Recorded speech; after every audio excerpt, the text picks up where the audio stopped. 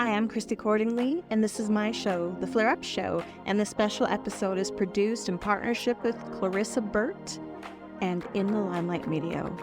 I originally created this show to advocate for myself through chronic illness, but today it's grown into a wellness show that's listened to all over the world. I love to practice well-being for the whole being. So if you're ready to rise, thrive, and elevate your life, stay tuned, enjoy the show, and thanks for listening. Hi, welcome to the Flare Up Show. This is produced by In the Limelight Media, which is Clarissa Burt Productions. And today I am really thrilled because I have Tracy Latz, Dr. Tracy Latz. She is a cell biologist. I'm going to say a lot of words here that are very big words, so bear with me. Hopefully I pronounce everything correctly. She's a cell biologist, physician, integrative psychiatrist, metaphysician, holistic practitioner, and she holds a doctorate in medicine from Wake Forest University and doctorate in metaphysics and holistic healing from Delphi University. A Master of Science in Cell Biology, Immunology from Georgetown University. She holds certifications in mind-body medicine from the National Institute for the Clinical Application of Behavioral Medicine and is a Medical Qigong practitioner and teacher. Dr. Latz has co-authored 5 books on personal transformation, has published 7 scientific articles, and is an international speaker. She has been on clinical adjunct faculty involved in medical education for Wake Forest University Medical Center, Broughton State Psychiatric Hospital, and MAHEC, UNC Asheville School of Medicine. She's currently still working in her solo private practice in the suburb of Charlotte, North Carolina. Hopefully all your things are safe and all your family and loved ones are safe in North Carolina because of the flooding. And with over 35 years of clinical experience in shifting lives, she's also one of the 2 shift doctors at shiftyourlife.com. Thank you for your time. I feel like your time is limited, so I appreciate you spending it with me. Thank you, Dr. Latz. Thank you, Chrissy, for having me here. I'm absolutely thrilled. I love it. I love it. So I want to ask, actually, just sort of from, this has been actually a theme in my own life pretty recently, is you obviously come from a very scientific background, and some people see science as something very monolithic, but then you also started to add in sort of these metaphysical approaches and holistic healing. It's funny, I was talking to someone the other day that is an astronomer who then started studying astrology and now does both. And that person had said, it just felt like something was not quite filling everything. And he said a piece was missing. And when I brought the 2 together, that's when magic started to happen and things started to flow. What was your experience that brought you from this very scientific background to honoring and practicing some more of the Eastern or spiritual realms of healing? Great question. 2 things, actually. Mm-hmm. I grew up very intuitive and learned to shut it down when everyone started asking me, how do you know that? What's going on? And I started thinking, I'm weird, and I needed to put a lid on it. Loved science, loved animals, plants, everything that made us tick and become alive. So I studied biology, was fascinated by the inside of a cell that really did look like a universe to me. Had the pleasure of studying electron microscopy during my undergraduate training, so got to see in the cell. Fascinating. Then went off to graduate school. Almost got myself in trouble with a lab experiment where we were asked to stain a virus. And I just understood we're going to stain this virus. I didn't realize it was a negative stain. I mean, I saw that in the writing, but I didn't think. I just set intention, we're staining this virus. So I went through the whole thing and all of a sudden turned in the pictures of the slides that I got with the stains. And my advisor was furious with me. She said, are you tricking me? This can't be. And I didn't know what to do. She was going to fail me unless I repeated the whole thing with her, because with a negative stain, you were not supposed to stain the virus. You stained around the virus and you could see a blank spot of the virus, but in mine, the virus was stained. And I thought, oh my God. So I had to keep that intention when I redid it. She was doing it right next to me on the whole lab top counter. And sure enough, mine showed up stained. Hers, it was a negative stain. She shook her hands, threw her hands up in the air, threw her head around. So that was where, again, I knew something was going on. It wasn't until I had completed my medical training and had a patient come to me, and I was very good with my clinical skills, with knowing meds, but I also trained twice the required amount in psychotherapy because I wanted to understand more and not just be a prescription monkey. So I had a patient in front of me who had been tried on numerous meds, uh, failed that, had been in psychotherapy with very good practitioners. Nothing was working. And one day she came in and I looked at her and I just had a knowing. I could see her demised in her house.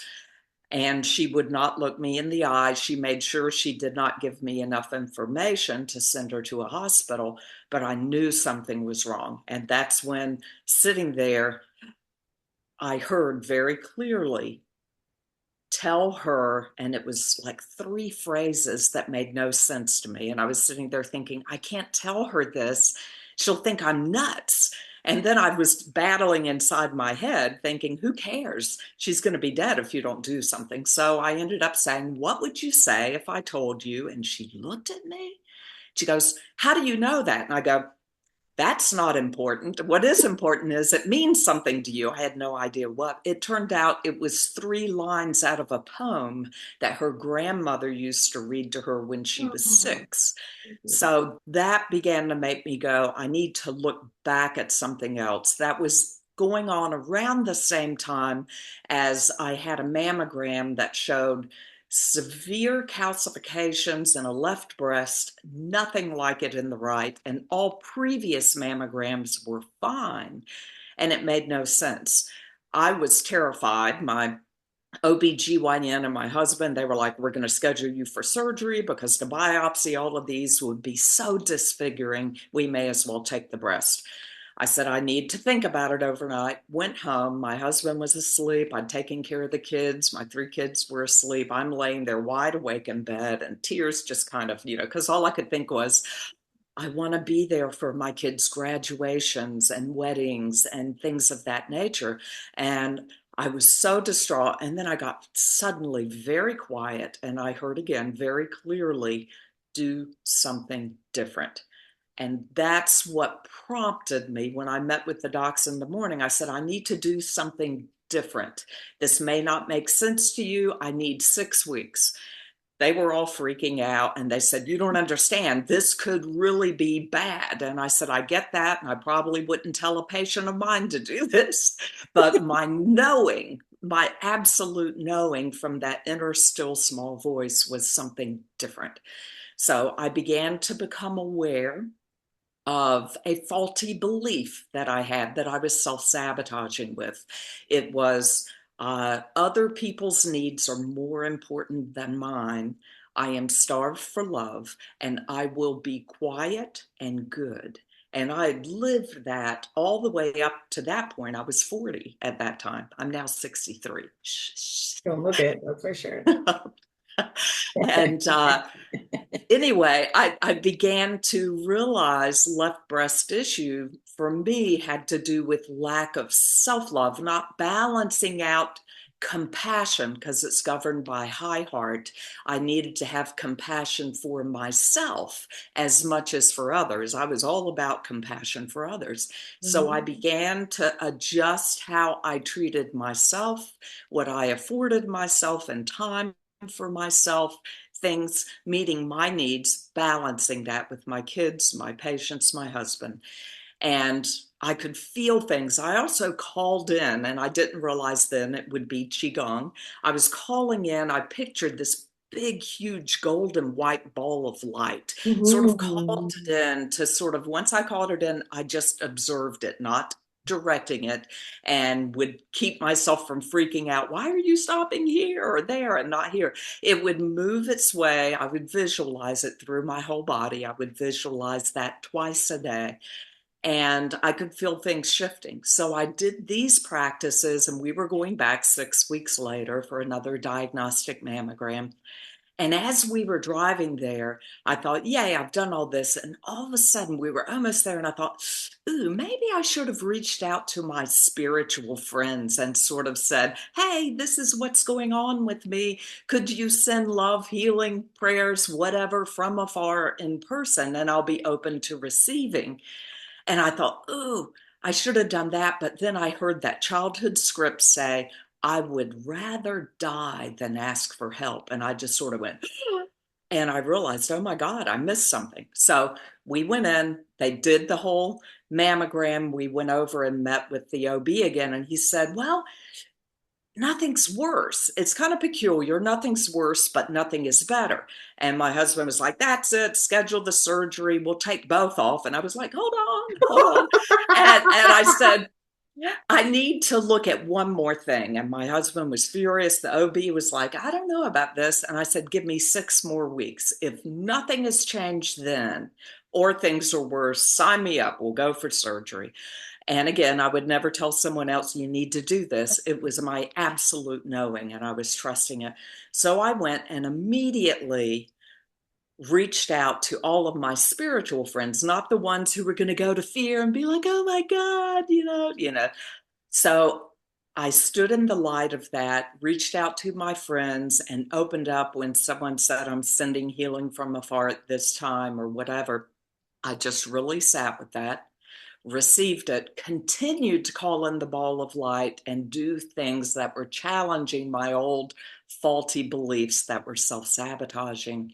Went back 6 weeks later, they repeated the whole study, and we sat down, and I was absolutely certain things were great. And my OB's like, I don't know how to explain this. And I go, you don't have to. And he goes, no, you don't understand. I said, I think I do. He goes, no, you don't understand. These are all good. Here's 3 months ago. Here's 6 weeks ago. These things are there. And here's today. It's gone. It's just like your old ones. And I said, I know. He goes, I can't explain it. I said, that's okay. You don't have to. So that's what catapulted me into really understanding, Western medicine is great. If your appendix ruptures, Yeah. run to the ER. Yeah. But, physical reality as we know it is only 2 to 6% of what we see. There's 98 to 94% that's unseen. And so I work now within all of that and try and help people understand that. And I love it. Yeah, that's amazing. Well, we're so happy that you're healed and healthy, and such a gift for you to share it now with the rest of the world. Like, this is the healing work of the world. So thank you for You're sharing welcome. you with the world. It's amazing. Yeah, that's the first thing I thought when you mentioned it was the heart, right? I was like, oh, the heart, it's the heart. I love the epigenetics thing too, that when you talk about pushing energy out, we're not energy contained within a biological body. We're actually a biological body within a field of energy, which Yes. is really mind-blowing. I'm like, that's why we have to be careful where we place our energy, because it doesn't just affect us, it affects the things around us all the time. It's amazing. I read somewhere, and I don't know if you know the answer to this, but I read somewhere that if we can engage both our logic side of the brain and the creative or spiritual side of the brain, that we can actually unlock or access more areas of the brain to our advantage. I know that's really simplified, but is there truth to that?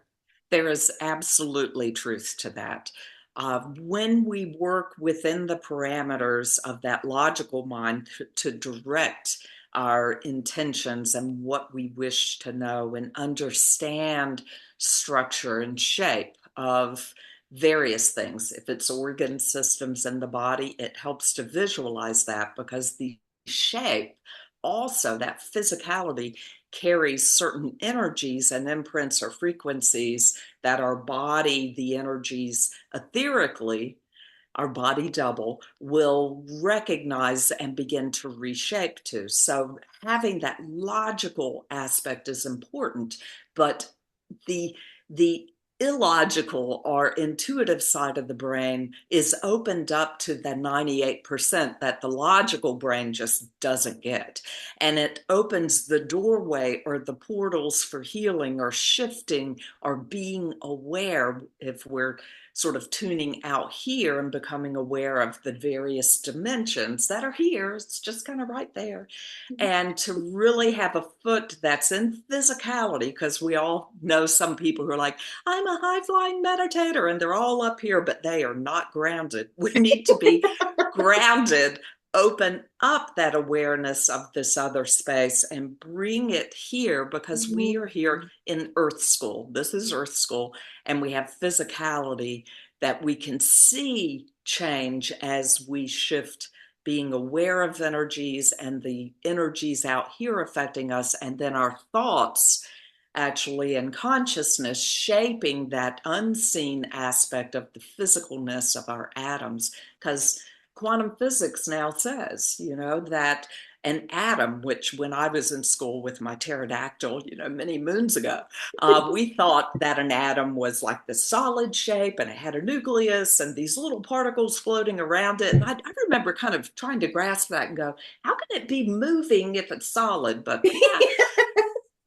I was asking the big questions back then. But now we know only 2% to 6% of the atom is solid. So the rest of it, anywhere from 94 to 98% of it, is actually space. It's sort of this interesting shape in space. And the studies, what they're starting to show is what influences that space and therefore influences the atom is our consciousness. So, this is why it's so important for our own personal healing to be mindful of where we go with our thoughts and then our emotions, because the thoughts shape it, our emotions fuel it, and we can use powerful emotion of fear and anger or guilt and shame, or we can learn to transform that and truly be in that compassionate, loving space and really energize what is our absolute desire from a compassionate stance for ourselves and the world to manifest.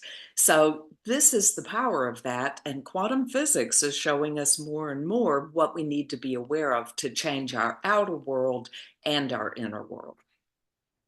Can I ask again, an off-topic question? Maybe it's on topic to what we're talking about. Sure. When we are born, do we know this and then we unlearn it through life, or is this something that we are all meant to seek throughout life? Well, this is Earth School. Our soul is bigger than this. We are animating this. The body we're borrowing from Earth. And so this is organic matter, and we have the energy flow of our chi, our life force, the essence of our oversoul and true essence is animating this. Our thoughts kind of can get in the way of it, but we have some awareness. We know we have energy meridians. That's our chi, our life force flowing through the body. And that's very much accepted now. Thank heavens. When I was back in med school, we were all like, but we know it's a thing now. It's accepted even by Western medicine. So we have that. People who have studied yoga understand chakras and how they are spiraling energy centers entering the body. Curiously enough, you go back 5,000 years ago to the original acupuncture charts, and it shows energy vortexes coming into the body before it flows through the meridians, just like the chakras.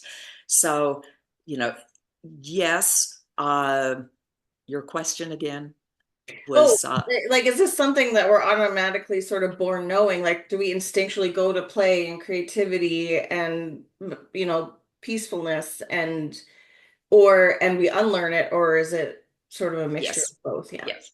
Okay. Understanding that, this is but a blink in the aspect of our soul, but we do have consciousness. And this may be weird to people, but I do a whole holistic layout showing people that the importance of being aware of your thoughts and your emotions is not just because that's what brings most people to me as a psychiatrist, but that is our astral body is considered thoughts and emotions, your consciousness. And when the meteor comes in and flattens this body of mine and and that returns to organic matter.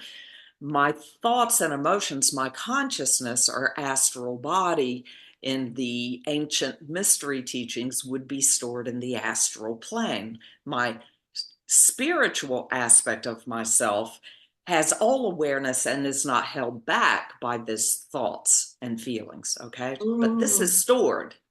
So yes, when we're in spiritual realm, we see the big picture, but we are here to learn how to shape light and shape and create in this physicality. Can we shape out of the light of who we are? Okay, this is why it's Earth School. When this aspect of my soul sends this chi life force down, the breath of life, into that now sperm egg, now beginning to grow, it will pick right back up where we shelved it, our thoughts and our feelings. Oh, interesting. Okay. Yep. This is why people are like, why should I even care? I'd rather just do myself in. And I've actually had patients who were suicidal or really pondering that.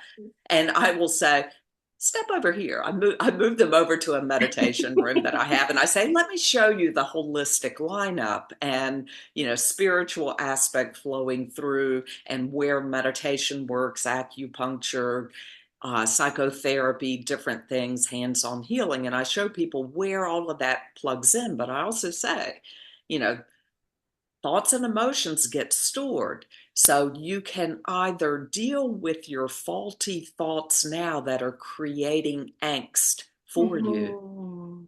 or you can deal with it later.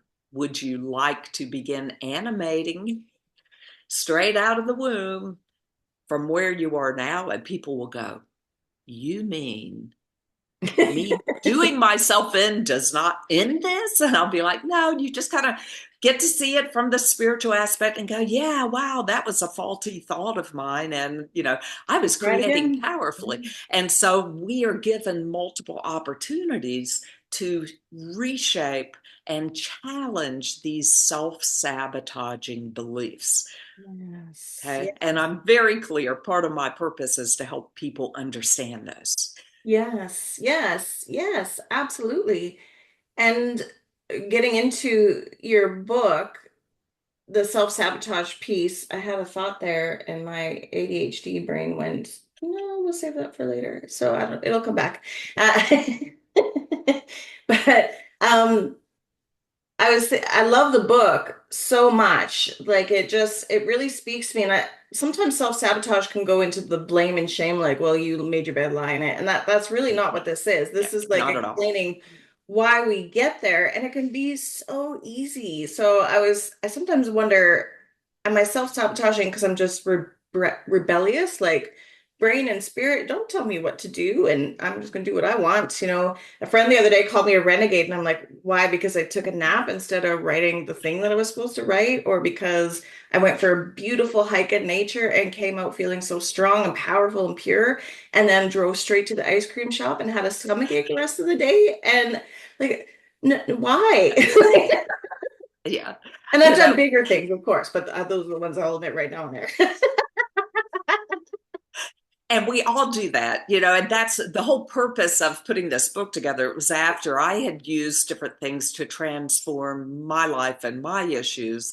And I thought, wouldn't it be nice to share this? So I started teaching classes one weekend. It was an 18-hour course, carrying them through all of these processes in 18 hours. I did it one weekend out of every month. I did that for 4 years straight, partly to keep me centered and Yes. focused on continuing the practice, but also seeing profound changes in people who worked with it. And then people started saying, can you do the book? Because these are the, we call it the shrink's greatest hits, the issues that sabotage us the biggest. But instead of writing a book going, be aware, this is one of them. Now let's go to the next. Oh, so sorry you have this. Now you understand it. Let's go to the next. We help people understand how every single one of us walking and breathing have danced in these different core self-sabotaging beliefs. But we follow that up with giving people tools some that work with the left brain, some that work with the right brain to help people have a choice, because some people are drawn more, the ones that are more intuitive and emotional love the right brain ones, they're like, oh, and the ones who like to be like, I don't know about this meditation stuff, but I'm all about some tapping. Yeah. They can go there, but we give people tools and tips at the end of each issue to transform it. And we tell people work through from beginning to the end, because if you don't shift the first one, which is this belief, I am unlovable, you will not believe you deserve to transform feeling guilt and shame or lack of abandonment or feeling powerful instead of powerless. So we do it in a very specific way. And that's after sitting with it and the teaching, from ancient mystery school teaching to my knowing personally, plus my knowing from being trained in various modalities from Western medicine, cognitive behavioral, all the way through. So it really is a way of trying to teach people what I have learned, only quicker than I learned it, because I am here to understand the bright inner light within me and to help you understand the bright inner light that's in you. Leave a trail of light. Now you pick it up, you find your light, you're leaving a trail of light. And so we end up just increasing the brightness of that unconditional, compassionate self that we all can find and we all have, because that's who we all are. We're no Yes. different. No, no, no, no, no, no, no. So who can benefit from reading your book and learning the keys? Anybody. I mean, I've had people with, anxiety, depression, who say, wow, this certain tools and techniques really help me. The loving, compassionate benefactor is a great way to even prep for something like this. You have a big test, you have a talk to do, you have a big course to teach, or you have to go ask the boss for a raise, or you have to deal with someone to tell them no, or deal with a child. Getting into that compassionate stance helps anybody. I teach it to kids in my private practice. I see kids as young as 5, but I'm trained as general psychiatry, so I have worked a lot with PTSD adults. Uh, it is helpful for folks who also have physical issues, because once you transform these, you are given the temple of wisdom. After you've let go of reactive selves, you are allowed to go within, ask any question you want within your temple of wisdom, and you will hear the answer from your own inner still small voice, like what I heard that night or that day working with the patient, the night when I was trying to go to sleep and frightened. You will be given answers, and then once you understand that, you are taken to a place within the book. When you go through the teachings, you have a creative laboratory where you can go within and you see yourself creating what is your desire to create. So it gets that logical brain to see what would that look like, or what would the symbol or image be, because that brain loves to have that. But it gives the place for that inner child of the emotional one a place to also create with color and emotion and fuel your creation with the power of that. So I have had people, I had one woman who was born with various birth defects and was walking with a cane each hand to help her walk. Her mother had been given some of those old birth control kind of treatments that caused lots of difficulties with limbs.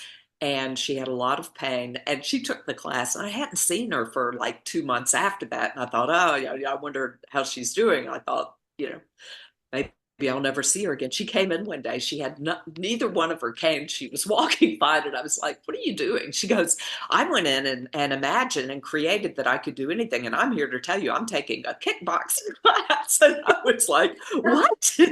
You're doing what? I love to hear the stories back of what people say. And when people say, I had a powerful experience, and then they're like, this is great. Then 6 months later, they're like, It's back. It didn't work at all what I did. And I'll go, are you still using those tools? No, I thought once I did it that it would never come back again. And he You said, take a well, bath it's once a year and I stay I know.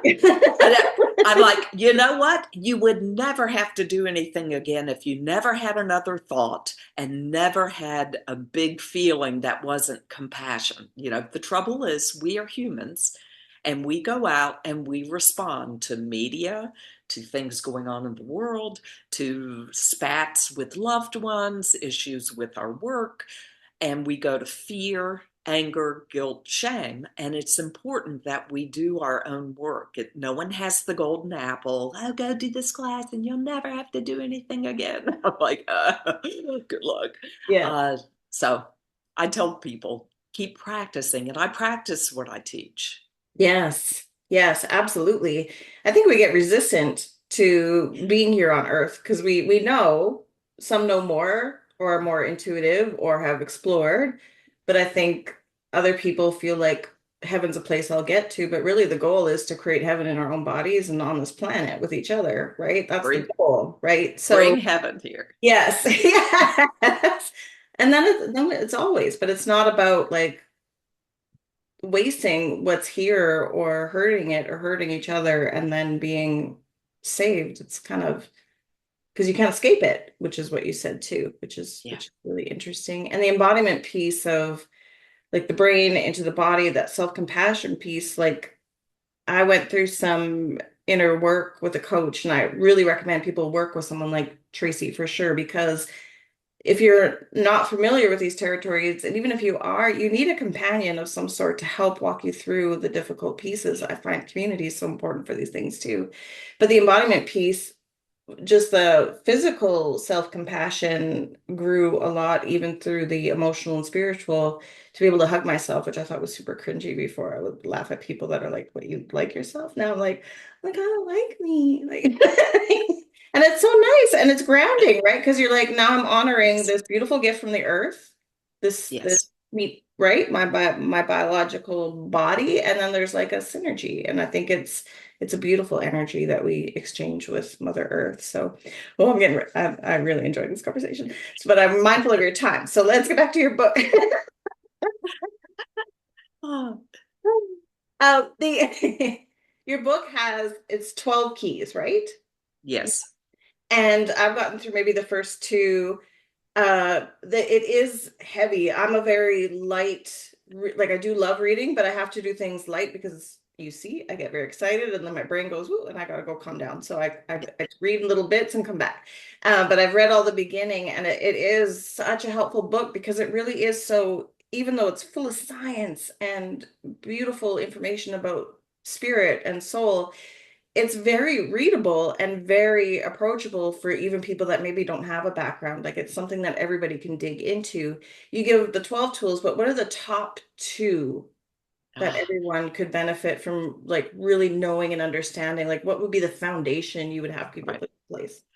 The top two tools, and I actually made a video Oh, nice. on. Yeah, we'll put that in Okay, the notes. Yep. Yeah. I have a. We have put together, Dr. Ross and I, we teach together, and we Mhm. have a YouTube channel, Shift Your Life TV. And I recently put up, because a lot of people have said, what are the two most helpful? And I'm hands down the loving, compassionate benefactor, not just meditation, but it's an exercise Mhm. that once you do it, you don't even need to close your eyes to get into that space. And what it does is it calms mind chatter, gets you right into your heart, and then you have your loving benefactor moves around and is standing or moving with you behind your left shoulder as you go about your day. Mhm. So it will change all sorts of things. You won't take things personally. You will be in your heart in a compassionate stance for yourself as well as for others. So you get that balance. You don't bite the hook of other people's drama and trauma. Uh, and helps you be in that wise, loving self connected more to your own true essence or soul or oversoul, if you will. Mhm. So we have that video. I put it on that YouTube channel. I did it a few weeks back. I just said, let me just put that out there Show so notes. people can see it and hear it. Because sometimes if I carry them through it right here, they're like, I'm not going to close an eye. I don't know who you are. And they want to hear it a couple of times, especially if they have a history of trauma and not trusting people, you know. Yes. Secondly, the Qigong emotional release technique. I learned this during my training with Robert Peng, a very heartfelt, compassionate Qigong master. This I teach every single one of my patients. I've taught kids this, even a 5-year-old who grew up in a crack house and had all sorts of traumatic memories and things. It is something where you tap, not a long tapping like EFT. We also have a video for EFT demonstration. That one is on the fear of public speaking. But the Qigong emotional release, you don't have to set a phrase and change it and play devil's advocate. With this, you're saying the exact same phrase over and over, which really means I open myself up and call in divine light to fill my body and remove any negativity, sealing me up perfectly calm, balanced, and centered. And it's good for any overwhelming emotion, even phobias. Mhm. And all you have to do is rank it. How big is it right now? If it's a 0, why are we even talking about it? You know, I'd say if it's 5 or bigger, look at it. If it's I have such guilt or such sadness or whatever, rank it, forget about it. And then you're tapping and you tap on the syllable of Song Kong Tong Bing Chuan Yu. And we have that written out. We explain it on our website, shiftyourlife.com. You could look that up there. But the video showing you how to do it. So if you're like, I can't remember this, you can pull up that video, put it on something that pops up whenever you need it. And you tap and say it anywhere from 4 to 9. That to me is excessive, but some people do that. And I say you have 5 fingers on the other hand because people are like, how do I keep up the count? Song Kong Tong Bing Xuan Yu. Song Kong Tong Bing Xuan Yu. You do it fingers of the other hand. With this, instead of the multiple tapping spots with EFT, this you're tapping and saying it at the crown, at the third eye, the heart center, and then 2 or 3 finger widths below the belly button. And then you take a deep, relaxing breath and you re-rank. And I've had people go from a 10 to a 0 in just one quick tapping. And all the time it takes is to focus, rank, and then say it and tap 4 to 9 times. Even if you went 9 times, which I usually do 4 to 6, 5's perfect. You know, doing that here, saying it over and over 5 times here, then moving to here, and then moving to here, and then moving to here. It takes a minute and a half maximum.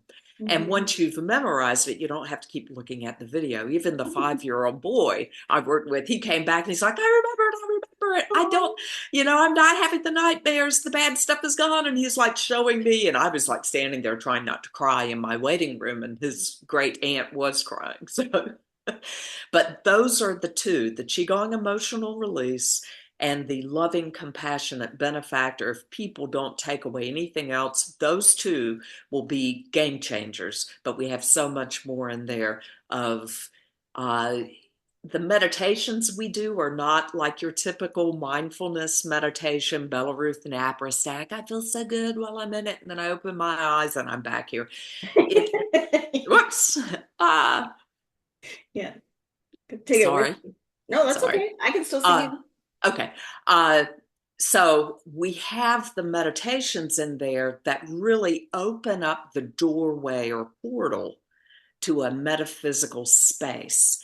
Mm. And I love that. You know, when people are working on that obstacle of feeling unlovable, they go to the garden of the loved ones, and it's not just looking and seeing that and here's a loved one, or suddenly seeing all of the people that's ever inspired you or loved you throughout your whole life show up there, but you can actually, in that meditation, walk into that garden and sit down and have a conversation Mhm. with someone, whether they're 5,000 miles away, whether they are no longer in Earth School and animating a physical body.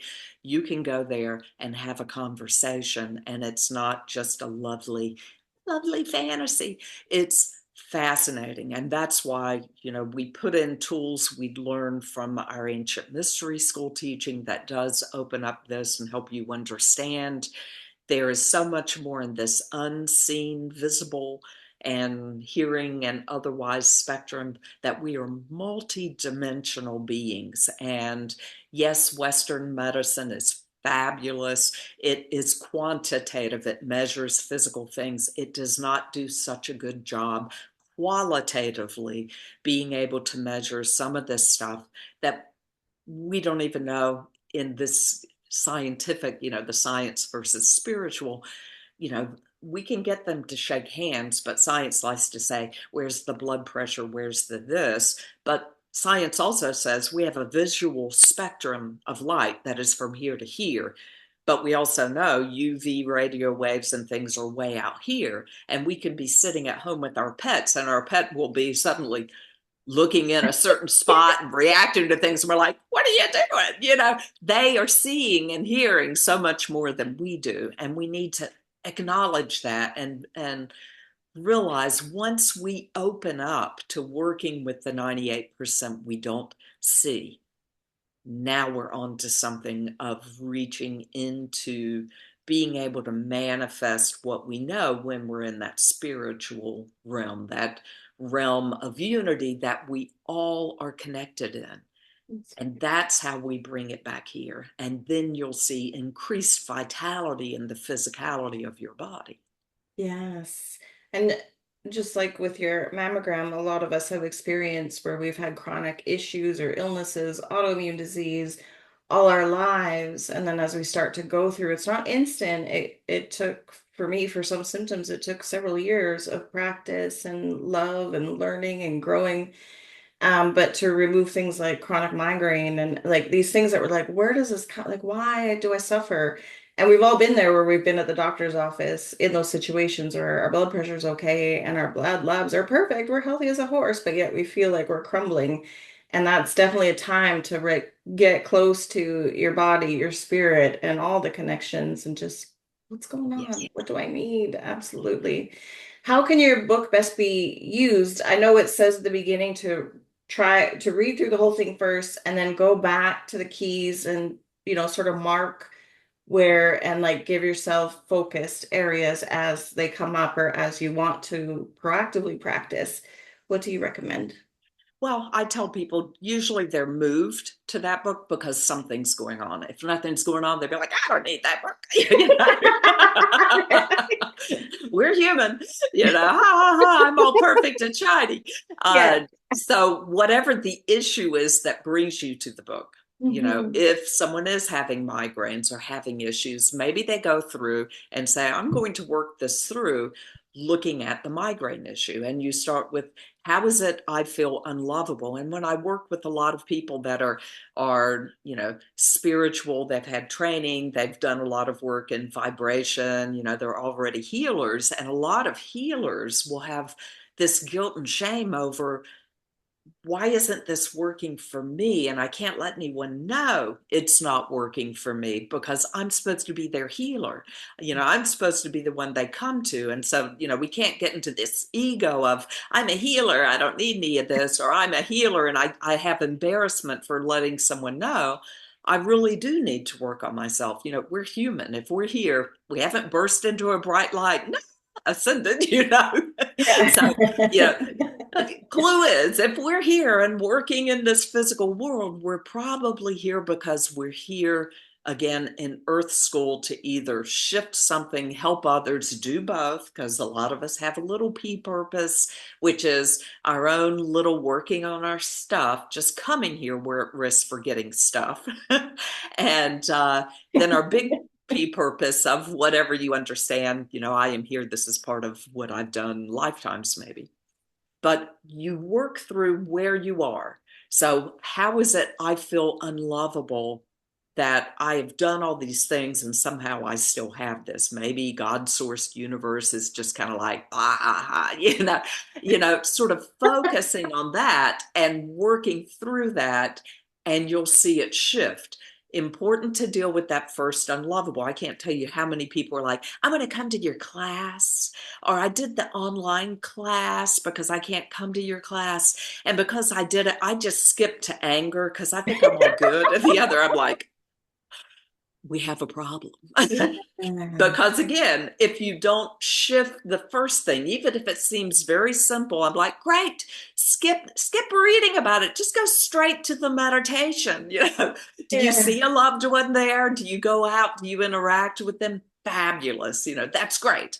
But you want to make sure that's good, because you will have a hard time or an impossible time feeling powerful if you feel like I'm unlovable to begin with, or letting go of the anger or guilt or shame because you'll think I deserve to feel that way. Okay. And we come up with these crazy things. I am unlovable because what someone did to me, what I said to someone, what someone else said to me, what I did, what I didn't do, and I should have.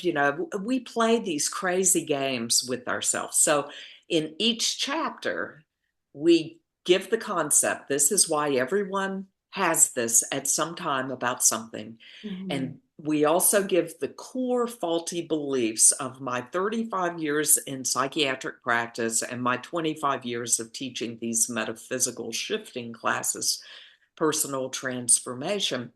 What are the key things that come up in every single class? I'm like, okay, I'm not going to make you sit there and go, what could it be? I'm going to tell you, these are the things that people are hitting on. And I'll say, read through. And if you look at something and when you read it, you're like, someone just energetically sucker punched me, that's your issue. That's your issue.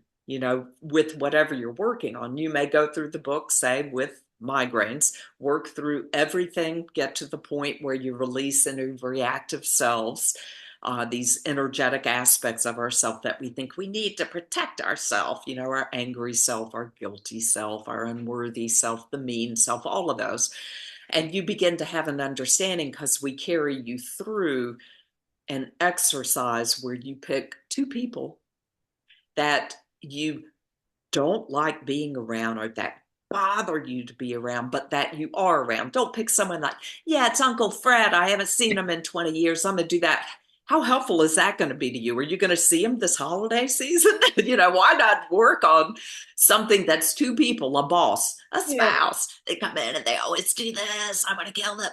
Whatever it Yeah. is, pick whoever it is, and then go to the last two times you had an interaction where you were just kind of like irritated, and you actually look at it much like we were looking at a film clip. They came in, they said this, I did this, da da da, I got pissed off, they did all these things, whatever it is. And then you go back and you say, they came in, what reactive self were they likely in when they said or did this? Then how did I respond? What reactive selves popped out of me? Then how Mhm. did they respond to that? And then how did I respond to this? And you see that and you look at the last two times, because whether it's an issue over this spaghetti dinner, or are you really going to wear that tie? Whatever it is, the last two issues, if it's the same person, you start saying, oh my gosh, no matter what we're fussing about, it is the same dance with the same reactive selves with that person. So it could be the waltz. And then I look at my boss or this other person that I have to deal with, and I look at the last two times and I go, that's the cha-cha. It's the same thing, but it's a different Yeah, reactive darn. self thing. And you Yeah. start going, and once you become aware and you transform it, it's a game changer. Mhm. Absolute changer. And so we carry you through an exercise where you release that and you go and see what your next interaction with them is like. They may get into their thing and they get perplexed. You're not doing the old dance. And this is why when we go home, especially over holidays, oh, it's terrible. We will go home and we're like, every time I go home, I feel like I'm a 5-year-old again. And we get into the same stuff, and it's kind of like, That's because you have a reactive self with these different family members. If you transform those, now see what happens. It is hysterical. And then we also give something called the La Cucaracha technique, where it works well for when you do have to be around, like maybe there's one family member, you're like, I don't want to get along with them. They harm me in some way or something happened, but I want to go home for the holidays or go to this family reunion and see all these people. How do I deal with that person when I want to be there? I don't want them to ruin it. And we carry people through the La Cucaracha technique, which I've had people with PTSD who have to go back and be around maybe an abuser, but they don't Mhm. want to ruin the family environment. They want to, and I'll get them to have a co-conspirator, someone who is their wingman or wingwoman, who will come up, and if they see that they're starting to bite the hook of the old stuff, just come up and start humming La Cucaracha, La Cucaracha, Oh. and they will start laughing, much like that, and they will see the person in this visualization, and it will get so light instead of deep and dark. It will just transform. And that's what I tell people. If you really are not in a place where you're ready to transform everything with that person, or they are still coming with a lot of dark stuff, but you have to be around them, whether it's a boss or somebody that you don't want to blow up the whole family scene over. uh, we do give some tools that help people maneuver through while they're letting go of other things. So, I try and just, my goal is to become useless, so that, if you don't need me, that's great. I would love to say that, the world's in a place where I can just teach a class once and everyone's perfect. Uh, but we are a work in progress, a long-standing work in progress. The earth is here to support us. It supports our body. That's why I teach people about earthing and things of that nature. Uh, we need to be kind to ourselves and learn to be in our heart when we work with others. And I think if we could get all politicians to understand this, if we could get a lot of people in the realm to understand this, we would have less discord in our relationships and our maneuverings with each other in between countries, in this country, wherever we are, maybe with the ETs, I don't know. Yeah. Who knows? Who knows? Yeah. Yeah. It's all good. It's It all is good. all So, good. It is all good. No, I love it. And I really like the cucaracha. That would be something that is something like so we have a large family, and my cousins that I'm very close to, we we do those kinds of things where we're able to like do a gesture or a yeah, face, or we're yeah, like, and we just know, and then we have a little giggle, and it's not at anybody's expense or anything. It's just like, okay, just let it go. Like it's yes, really not yes, that big of a deal. It's not even about us, right? So that's right. it's really great. And then That's right. the other part to that was, oh, it's what you're really talking about is creating enough space that you can be curious in those moments rather than a judge, jury, executioner, right? Or a survivor, Yes, right? So that's it right. fear and curiosity are very hard to coexist at the same time. So that's brilliant. I really, really love that. Thank Yeah. you. Thank you. Thank you. Thank Thank you. you. So where can people find your book and find you? Well, bye bye self sabotage, drop your baggage, love your life. You can get that on Amazon. That's just the easiest. And for folks who like to digitally do it, the digital book is cheap. It's like $3. uh, so I'm trying to work on an audio form of that. I just have to find the time Yes, it's to gotta be do your an audio voice. book. Gotta be your voice. Yeah. And otherwise, you can find us, gosh, shiftyourlife.com. We're very reachable. We also, sometimes when we have a group of people who say, we want you to come here and work with us, we've flown to Lebanon before and worked with a group of women with PTSD. Oh, Years ago, so we charming. were asked to go asked to go to the jail, LA County Jail, when they let people come in. And we worked with a group of women there. That was powerful. So we have traveled before to teach. We did do an online course for people who say, I can't read the book, I have to hear you or see you. We also put some meditations. You can download those. The meditations in the book, we tell people you can do it yourself by reading it, recording it yourself, or have a loved one do it. But, we try and, to the best degree that we can, give people the cheapest ways that they can to be able to transform. That's what we're here about. So we have an online course for folks who need it that way, and you can find that at theshiftyourlife.com. We also have podcasts. So on Spotify, if you look Tracy Latz podcast, we have 2. The first one is really sad because it should have been Shift Your Life or something. When I first did it, it was through Anchor, and then they set up the Spotify, and they said, "Oh, this will be a placeholder. This won't have to be your podcast." Sure. And I said, "Okay, unleash your inner power." And I thought I'll come back and change it. You couldn't change it, so it is so sad. And then later during pandemic, when no one was meeting, and I started doing some online metaphysical stuff in a small group in my house, actually, just because I was going to lose my mind if we couldn't have some discussions. I ended up recording some things, but I thought it might freak out some of the people who wanted the shift, who were really logical brain. They'd be like, Dr. Latz has lost her mind. So I recorded some of those, and I made a separate podcast, which is Latz Talk, Latztalk. But we've got a lot of things on the original Shift Your Life podcast, which is Unleash Your Inner Power, something else really long. It's really, really sad. But if you go to those and you ask for me or Marion Ross, the trouble is my co-author Marion Ross, Happy Days is Marion Ross. You're gonna get a Google mishmash. Yeah. People get real confused. Yeah. That anyway. Would be a cool podcast. Oh my goodness. Yeah. Perfect. Thank you so much. Is there anything else you would love our audience to keep in mind before we sign off for today? Just that we're here to support you. And if you have a group that wants to work, reach out. And I wish you all the best in finding that inner light, because you all have one. I have a lot of people say, when I go in the chapter to meet my higher self, I was scared to do that meditation. I was afraid it would be ugly or bad. And I'm like, oh my gosh. I've taught this to thousands of people, and it is beautiful every time. And what people see is just powerful. And, I just love it. It really, it's a glorious thing. So anyway, I'm here to serve. Thank you. Yeah.